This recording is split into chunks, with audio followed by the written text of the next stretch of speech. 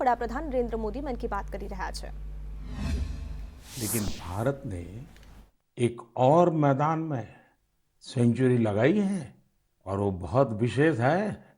इस महीने 5 तारीख को देश में यूनिकॉर्न की संख्या 100 के आंकड़े तक पहुंच गई है। और आपको तो पता ही है, एक यूनिकॉर्न यानी कम से कम 7,500 करोड़ रुपए का स्टार्टअप। इन यूनिकॉर्न्स का कुल वैल्यूएशन 330 बिलियन डॉलर यानी 25 लाख करोड़ रुपयों से भी ज्यादा है। निश्चित रूप से ये बात हर भारतीय के लिए गर्व करने वाली बात है। आपको यह जानकर भी हैरानी होगी कि हमारे कुल यूनिकॉर्न में से 44 पिछले साल बने थे।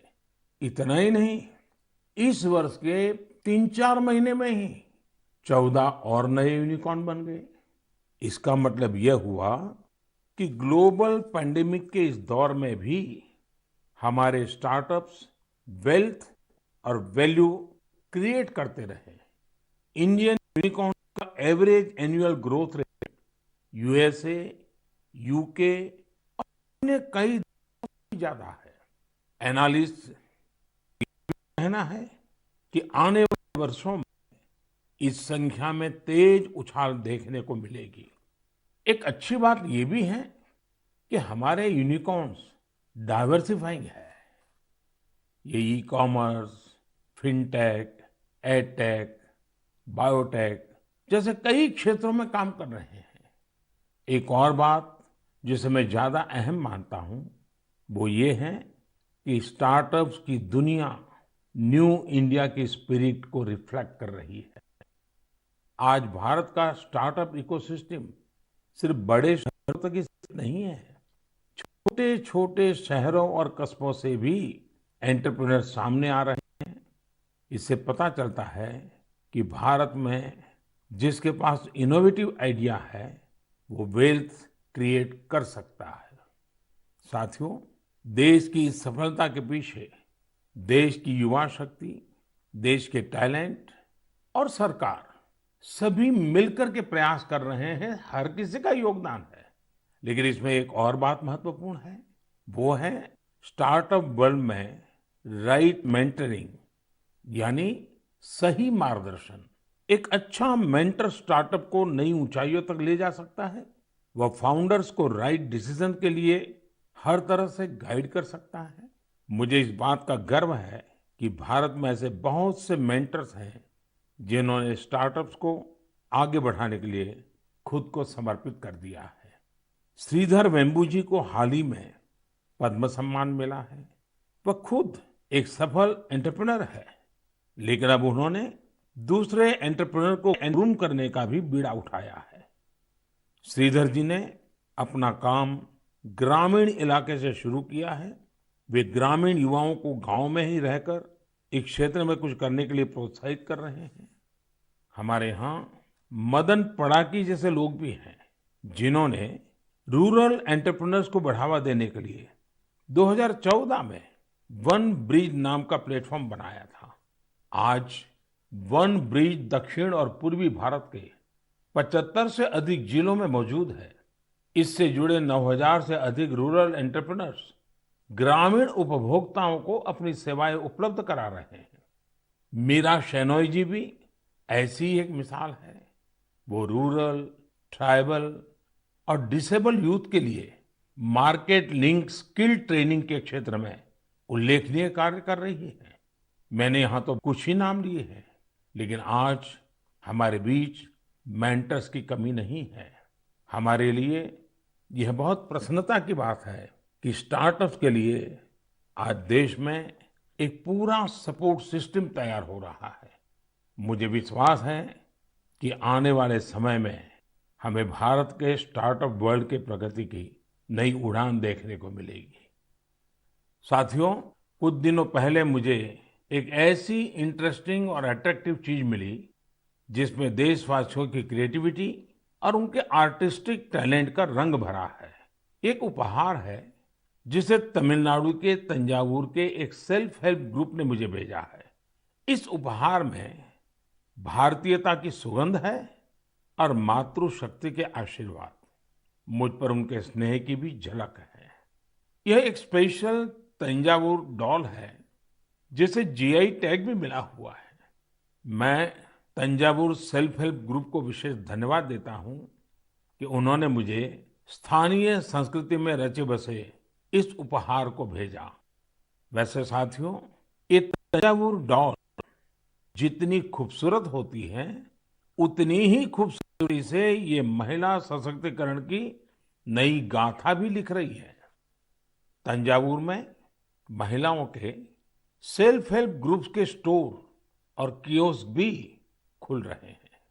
इसकी वजह से कितने ही गरीब परिवारों की जिंदगी बदल गई है। ऐसे कियोस्क और स्टोर्स की सहायता से महिलाएं अब अपने प्रोडक्ट ग्राहकों को सीधे बेच पा रही हैं। इस पहल को तारगईगल कई विनयी पोरुत्कल विरप्पनई अंगाड़ी नाम दिया गया है। खास बात यह है कि इस पहल से 22 सेल्फ हेल्प ग्रुप जुड़े हुए हैं। आपको ये भी जानकर अच्छा लगेगा कि महिला सेल्फ हेल्प ग्रुप्स, महिला स्वयं सहायता समूह के ये स्टोर तंजावुर में बहुत ही प्राइम लोकेशन पर खुले हैं। इनकी देखरेख की पूरी जिम्मेदारी भी महिलाएं उठा रही हैं। ये महिला self help group Thanjavur doll और ब्रोंज लैंप जैसे जीआई प्रोडक्ट के अलावा खिलौने, मेट और आर्टिफिशियल ज्वेलरी भी बनाते हैं। ऐसे स्टोर की वजह से जीआई प्रोडक्ट्स के साथ साथ हैंडीक्राफ्ट के प्रोडक्ट की बिक्री में भी काफी तेजी देखने को मिली है।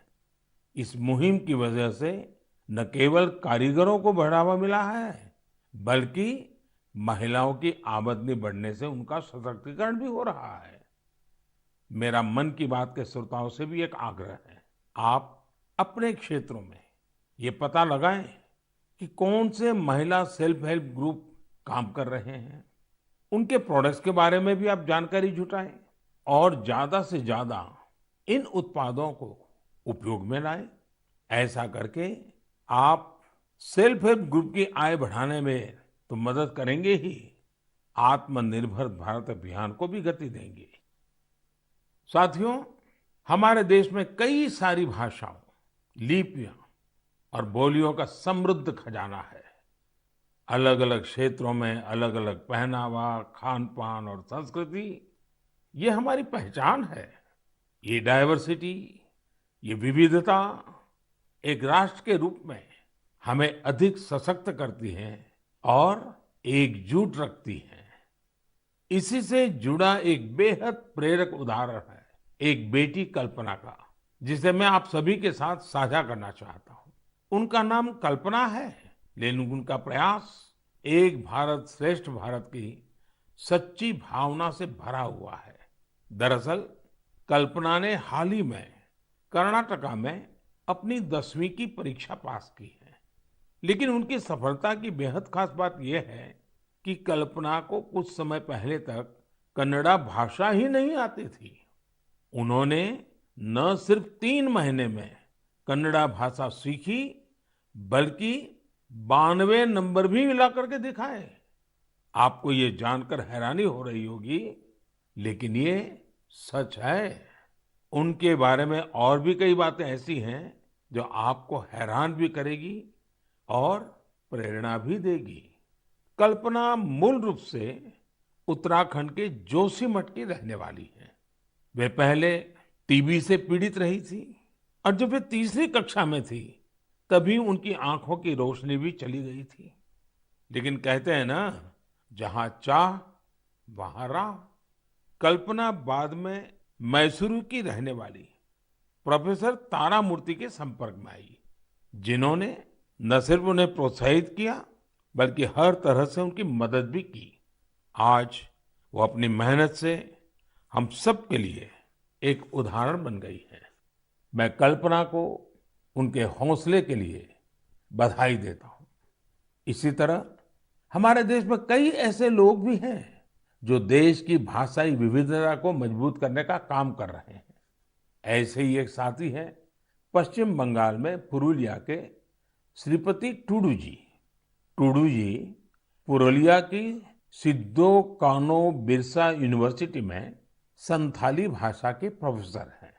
उन्होंने संथाली समाज के लिए उनकी अपनी ओल चिकी लिपि में देश के संविधान की कॉपी तैयार की है।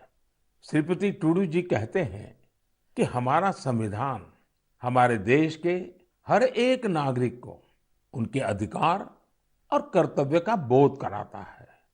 इसलिए प्रत्येक नागरिक को इससे परिचित होना जरूरी है।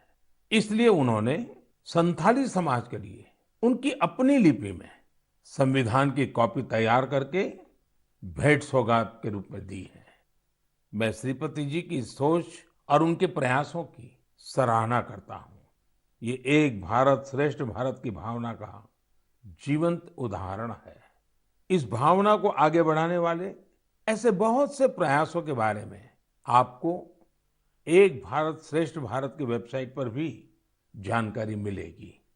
यहाँ आपको खान पान, कला, संस्कृति, पर्यटन समेत ऐसे कई विषयों पर एक्टिविटीज के बारे में पता चलेगा। आप इन एक्टिविटीज में हिस्सा भी ले सकते हैं। इससे आपको अपने देश के बारे में जानकारी भी मिलेगी और आप देश की विविधता को महसूस भी करेंगे। मेरे प्यारे देशवासियों, इस समय हमारे देश में उत्तराखंड के 4 धाम की पवित्र यात्रा चल रही है। 4 धाम और खासकर केदारनाथ में हर दिन हजारों की संख्या में श्रद्धालु वहां पहुंच रहे हैं। लोग अपनी 4 धाम यात्रा के सुखद अनुभव शेयर कर रहे हैं।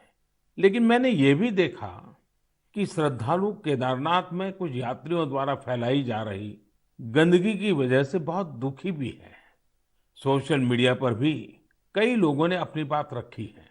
हम पवित्र यात्रा में जाएं और वहां गंदगी का ढेर हो, ये ठीक नहीं।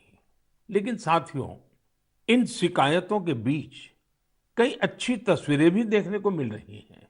जहां श्रद्धा है, वहां सृजन और सकारात्मकता भी है।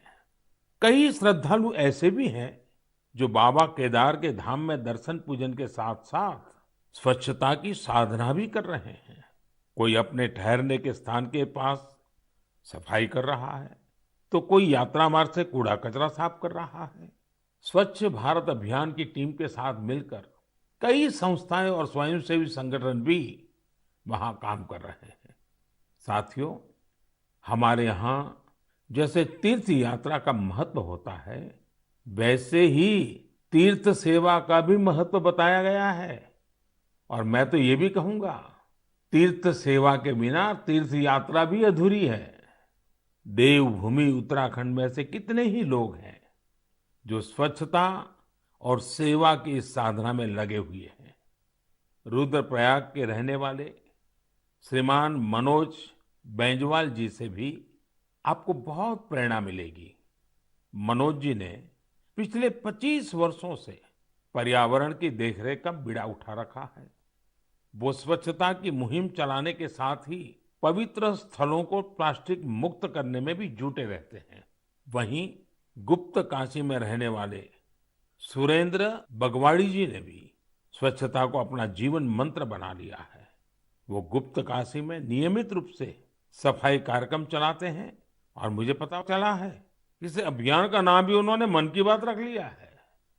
ऐसे ही देवर गांव की चंपा देवी जी पिछले 3 साल से अपने गांव की महिलाओं को कूड़ा प्रबंधन यानी वेस्ट मैनेजमेंट सिखा रही है। चंपा जी ने सैकड़ों पेड़ भी लगाए हैं और उन्होंने अपने परिश्रम से एक हरा भरा वन तैयार कर दिया है।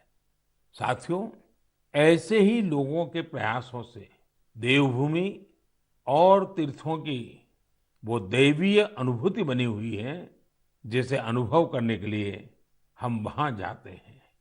इस देवत्व और आध्यात्मिकता को बनाए रखने की जिम्मेदारी हमारी भी तो है। अभी हमारे देश में चार धाम यात्रा के साथ साथ आने वाले समय में अमरनाथ यात्रा, पंढरपुर यात्रा और जगन्नाथ यात्रा जैसी कई यात्राएं होगी। सावन मास में तो शायद हर गांव में कोई न कोई मेला लगता है। साथियों, हम जहां कहीं भी जाए, इन तीर्थ क्षेत्रों की गरिमा बनी रहे, शुचिता, साफ सफाई, एक पवित्र वातावरण, हमें इसे कभी नहीं भूलना है। उसे जरूर बनाए रखें और इसलिए जरूरी है कि हम स्वच्छता के संकल्प को याद रखें। कुछ दिन बाद ही 5 जून को विश्व पर्यावरण दिवस के रूप में मनाता है। पर्यावरण को लेकर हमें अपने आसपास की सकारात्मक अभियान चलानी चाहिए और ये निरंतर करने वाला काम है। आप इस बार सबको साथ जोड़कर स्वच्छता और वृक्षारोपण के लिए कुछ प्रयास जरूर करें। आप खुद भी पेड़ लगाइए और दूसरों को भी प्रेरित करिए। मेरे प्यारे देशवासियों, अगले महीने 21 जून को हम 8वां अंतर्राष्ट्रीय योग दिवस मनाने वाले हैं। इस बार योग दिवस की थीम है योगा फॉर ह्यूमैनिटी। मैं आप सभी से योग दिवस को बहुत ही उत्साह के साथ मनाने का आग्रह करूंगा। हाँ, कोरोना से जुड़ी जरूरी सावधानियां भी बरतें। वैसे अब तो पूरी दुनिया में कोरोना को लेकर हालत पहले से कुछ बेहतर लग रहे हैं। अधिक से अधिक वैक्सीनेशन कवरेज की वजह से अब लोग पहले से कहीं ज्यादा बाहर भी निकल रहे हैं। इसलिए पूरी दुनिया में योग दिवस को लेकर काफी तैयारियां भी देखने को मिल रही हैं। कोरोना महामारी ने हम सभी को ये एहसास भी कराया है कि हमारे जीवन में स्वास्थ्य का कितना अधिक महत्व है और योग इसमें कितना बड़ा माध्यम है। लोग ये महसूस कर रहे हैं कि योग से फिजिकल, स्पिरिचुअल और इंटेलेक्चुअल वेलबीइंग को भी कितना बढ़ावा मिलता है। विश्व के टॉप बिजनेस पर्सन से लेकर फिल्म और स्पोर्ट्स पर्सनालिटीज तक, स्टूडेंट से लेकर सामान्य मानवी तक, सभी योग को अपने जीवन का अभिन्न अंग बना रहे हैं। मुझे पूरा विश्वास है कि दुनिया भर में योग की बढ़ती लोकप्रियता को देखकर आप सभी को बहुत अच्छा लगता होगा। साथियों, इस बार देश विदेश में योग दिवस पर होने वाले कुछ बेहद इनोवेटिव उदाहरणों के बारे में मुझे जानकारी मिली है। इन्हीं में से एक है गार्डियन रिंग। एक बड़ा ही यूनिक प्रोग्राम होगा। इसमें मूवमेंट ऑफ सन को सेलिब्रेट किया जाएगा। या सूरज जैसे जैसे यात्रा करेगा, धरती के अलग अलग हिस्सों से हम योग के जरिए उसका स्वागत करेंगे।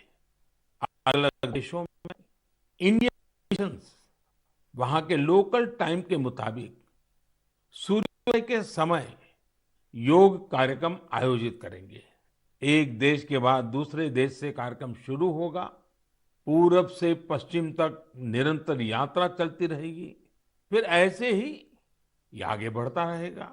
इन कार्यक्रमों की स्ट्रीमिंग भी इसी तरह एक के बाद एक जुड़ती जाएगी। यानी ये एक तरह का रिले योगा स्ट्रीमिंग इवेंट होगा। आप भी इसे जरूर देखिएगा।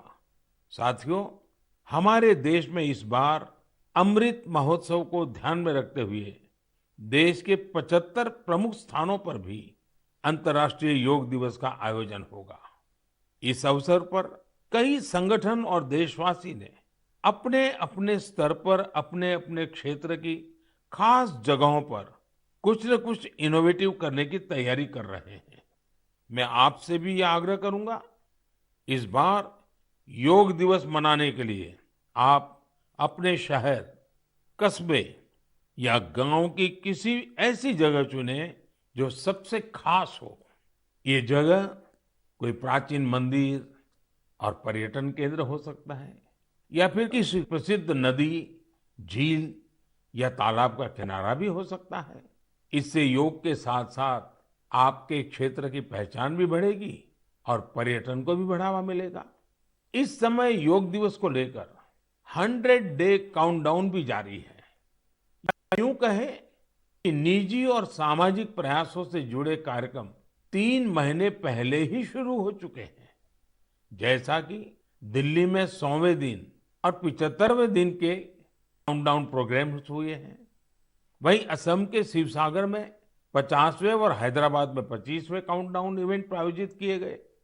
मैं चाहूंगा आप भी यहाँ अभी से तैयारी कर दीजिए, ज्यादा से ज्यादा लोगों से मिलिए, हर किसी को योग दिवस के कार्यक्रम में जुड़ने के लिए आग्रह कीजिए, प्रेरित कीजिए। मुझे पूरा भरोसा है कि आप सभी योग दिवस में बढ़ चढ़कर हिस्सा लेंगे, साथ ही योग को अपने दैनिक जीवन में भी अपनाएंगे। साथियों, कुछ दिन पहले मैं जापान गया था। अपने कई कार्यक्रमों के बीच मुझे कुछ शानदार शख्सियतों से मिलने का मौका मिला। मैं मन की बात में आपसे उनके बारे में चर्चा करना चाहता हूँ। वे लोग हैं तो जापान के, लेकिन भारत के प्रति इनमें गजब का लगाव और प्रेम है। इनमें से एक है हिरोशी कोइके जी, जो एक जाने माने आर्ट डायरेक्टर है। आपको ये जानकर बहुत ही खुशी होगी कि इन्होंने महाभारत प्रोजेक्ट को डायरेक्ट किया है। इस प्रोजेक्ट की शुरुआत कंबोडिया में हुई थी और पिछले 9 सालों से ये निरंतर जारी है। हिरोशी कोइके जी हर काम बहुत ही अलग तरीके से करते हैं। वे हर साल एशिया के किसी देश की यात्रा करते हैं और वहां लोकल आर्टिस्ट और म्यूजिशियंस के साथ महाभारत के कुछ हिस्सों को प्रोड्यूस करते हैं। इस प्रोजेक्ट के माध्यम से उन्होंने इंडिया, कंबोडिया और इंडोनेशिया सहित 9 देशों में प्रोडक्शन किए हैं और स्टेज परफॉर्मेंस भी दी है। हिरोशी कोइके जी उन कलाकारों को एक साथ लाते हैं जिनका क्लासिकल और ट्रेडिशनल एशियन परफॉर्मिंग आर्ट्स में डाइवर्स बैकग्राउंड रहा है। इस वजह से उनके काम में विविध रंग देखने को मिलते हैं। इंडोनेशिया, थाईलैंड, मलेशिया और जापान के परफॉर्मर्स जावा नृत्य, बाली नृत्य, थाई नृत्य के जरिए इसे और आकर्षक बना देते हैं। खास बात यह है कि इसमें प्रत्येक परफॉर्मर अपनी ही मातृभाषा में बोलता है और कोरियोग्राफी बहुत ही खूबसूरती से इस विविधता को प्रदर्शित करती है। और म्यूजिक की डाइवर्सिटी प्रोडक्शन को और दुर्लभ बना देती है। उनका उद्देश्य इस बात को सामने लाना है कि हमारे समाज में डाइवर्सिटी और कोएग्जिस्टेंस का क्या महत्व है और शांति का रूप वास्तव में कैसा होना चाहिए। इनके अलावा मैं जापान में जिन अन्य 2 लोगों से मिला वे हैं आत्सुशी मात्सुओ जी और केंजी योशी जी। ये दोनों ही टेम प्रोडक्शन कंपनी से जुड़े हैं। इस कंपनी का संबंध रामायण की उस जापानीज एनिमेशन फिल्म से है जो 1993 में रिलीज हुई थी। यह प्रोजेक्ट जापान के बहुत ही मशहूर फिल्म डायरेक्टर युगो साकोजी से जुड़ा हुआ था। करीब 40 साल पहले 1983 में उन्हें पहली बार रामायण के बारे में पता चला था। रामायण उनके हृदय को छू गई, जिसके बाद उन्होंने इस पर गहराई से रिसर्च शुरू कर दी। इतना ही नहीं, उन्होंने जापानी भाषा में रामायण के 10 वर्जन्स पढ़ डाले और वो इतने पर ही नहीं रुके, वे इसे एनिमेशन में भी उतारना चाहते थे। इसमें इंडियन एनिमेटर्स ने भी उनकी काफी मदद की। उन्हें फिल्म में दिखाए गए भारतीय रीति रिवाजों और परंपराओं के बारे में गाइड किया गया। उन्हें बताया गया कि भारत में लोग धोती कैसे पहनते हैं, साड़ी कैसे पहनते हैं, बाल कैसे बनाते हैं। बच्चे परिवार के अंदर एक दूसरे का मान सम्मान कैसे करते हैं, आशीर्वाद की परंपरा क्या होती है, प्रातः उठ करके अपने घर के जो सीनियर है उनको प्रणाम करना, उनके आशीर्वाद लेना, ये सारी बातें अब 30 सालों के बाद ये एनिमेशन फिल्म फिर से 4K में रीमास्टर की जा रही है। इस प्रोजेक्ट के जल्द ही पूरा होने की संभावना है। हमसे हजारों किलोमीटर दूर जापान में बैठे लोग जो न हमारी भाषा जानते हैं, जो न हमारी परंपराओं के बारे में उतना जानते हैं, उनका हमारी संस्कृति के लिए समर्पण, ये श्रद्धा, ये आदर बहुत ही प्रशंसनीय है। कौन हिंदुस्तानी इस पर गर्व नहीं करेगा। मेरे प्यारे देशवासियों, स्व से ऊपर उठकर समाज की सेवा का मंत्र, सेल्फ फॉर सोसाइटी का मंत्र हमारे संस्कारों का हिस्सा है। हमारे देश में अनगिनत लोग इस मंत्र को अपना जीवन ध्येय बनाए हुए हैं। मुझे आंध्र प्रदेश में मरकापुरम में रहने वाले एक साथी राम भूपाल रेड्डी जी के बारे में जानकारी मिली। आप जानकर हैरान रह जाएंगे कि राम भूपाल रेड्डी जी ने रिटायरमेंट के बाद मिलने वाली अपनी सारी कमाई बेटियों की शिक्षा के लिए दान कर दी है। उन्होंने करीब करीब 100 बेटियों के लिए सुकन्या समृद्धि योजना के तहत खाते खुलवाए और उसमें अपने 25 लाख से ज्यादा रुपए जमा करवा दिए।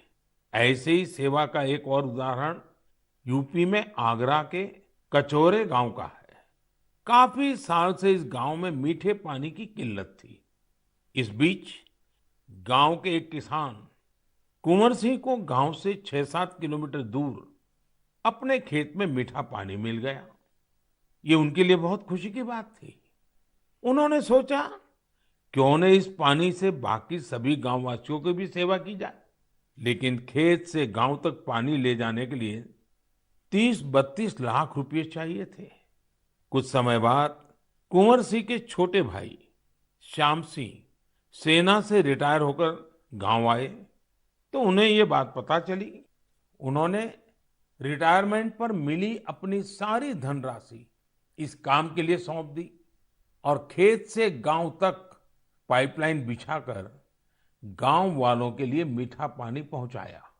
अगर लगन हो, अपने कर्तव्यों के प्रति गंभीरता हो, तो एक व्यक्ति भी कैसे पूरे समाज का भविष्य बदल सकता है, ये प्रयास इसकी बड़ी प्रेरणा है।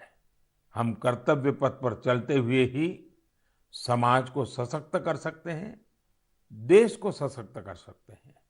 आजादी के इस अमृत महोत्सव में यही हमारा संकल्प होना चाहिए और यही हमारी साधना भी होनी चाहिए, और जिसका एक ही मार्ग है, कर्तव्य, कर्तव्य और कर्तव्य।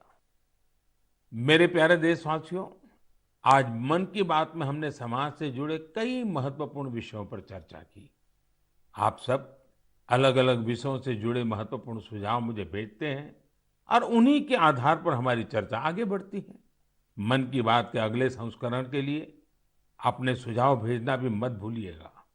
इस समय आजादी के अमृत महोत्सव से जुड़े जो कार्यक्रम चल रहे हैं, जिन आयोजन में आप शामिल हो रहे हैं, उनके बारे में भी मुझे जरूर बताइए। नमो ऐप और माय गॉव पर मुझे आपके सुझावों का इंतजार रहेगा। अगली बार हम एक बार फिर मिलेंगे, फिर से देशवासियों से जुड़े ऐसे ही विषयों पर बातें करेंगे। आप अपना ख्याल रखिए और अपने आसपास सभी जीव जंतुओं का भी ख्याल रखिए। गर्मियों के इस मौसम में आप पशु पक्षियों के लिए खाना पानी देने का अपना मानवीय दायित्व भी निभाते रहें, ये जरूर याद रखिएगा। तब तक के लिए बहुत बहुत धन्यवाद।